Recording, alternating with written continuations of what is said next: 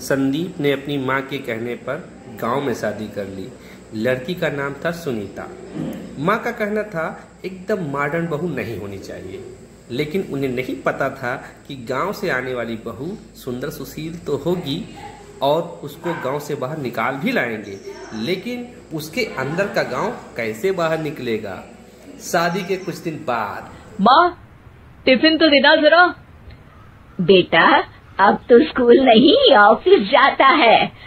माँ से नहीं, अपनी बीवी से टिफिन मांगा कर। ओके माँ। सुनीता, टिफिन ले आओ। 1 किलो टिफिन, इसके अंदर पिस्ता डाल दिया है। पिस्ता? पिस्ता क्यों?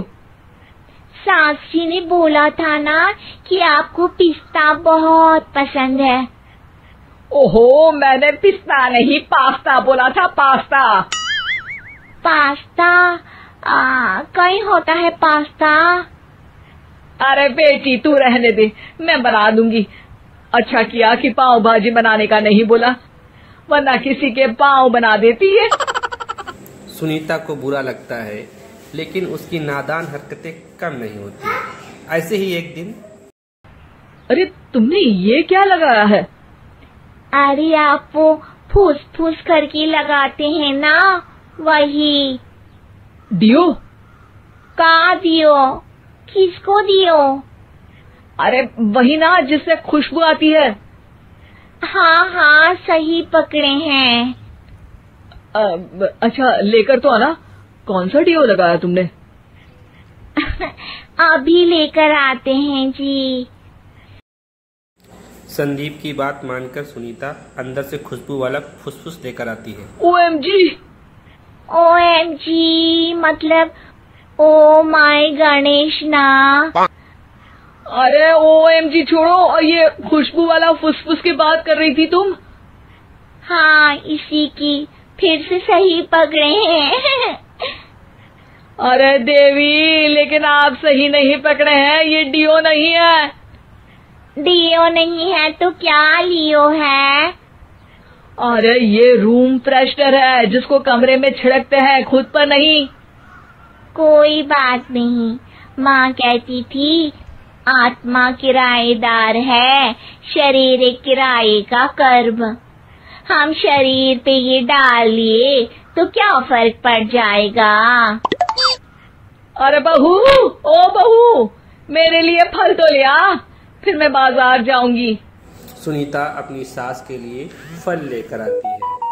अरे बेटा, पपीता, तरबूज और सेब फल ऐसे कैसे खा लूं? काट कर तो ले आ।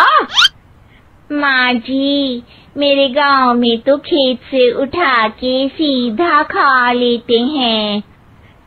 अरे ये तेरा गांव नहीं है ना। अरे संदीप, तू ही कुछ समझा देना इसको बेटा।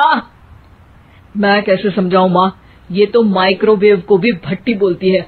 कल मैंने बोला हाय कैसी हो, तो बोलती है किसी को हाय नहीं लगानी चाहिए। अरे सुनीता, तेरा क्या होगा? अभी तो कैसे बताऊं माँ जी, अभी हम कुछ करेंगे फिर पता चलेगा क्या होगा, लड़का या लड़की।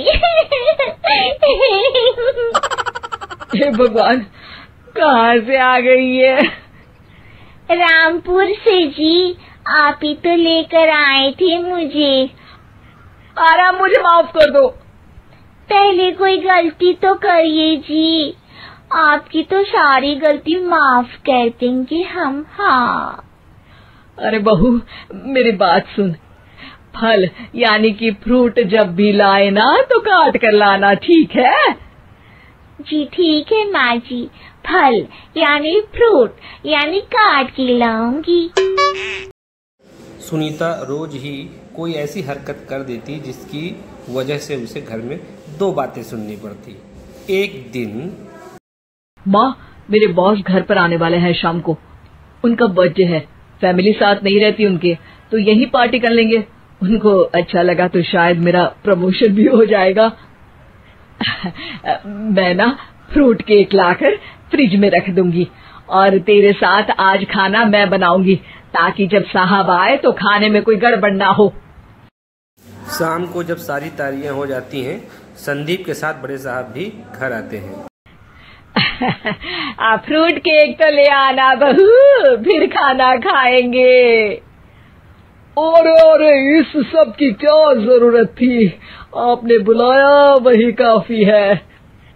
सर, आपका परिवार शहर में नहीं है तो हम ही आपके परिवार जैसे हैं सर।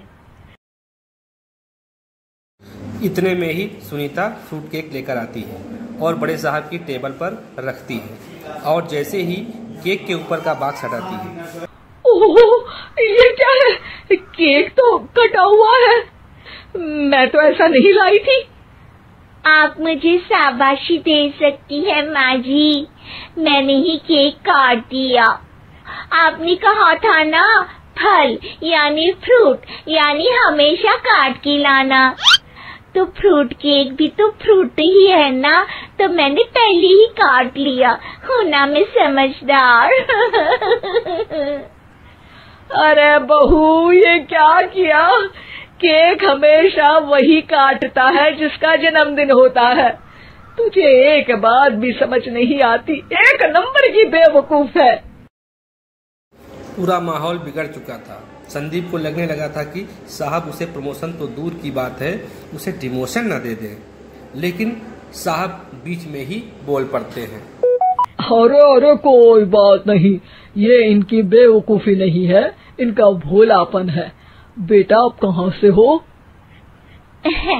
रामपुर गांव से। अरे वाह, गांव से? फिर तो आपके गांव में ताजे फल और सब्जियां मिलते होंगे।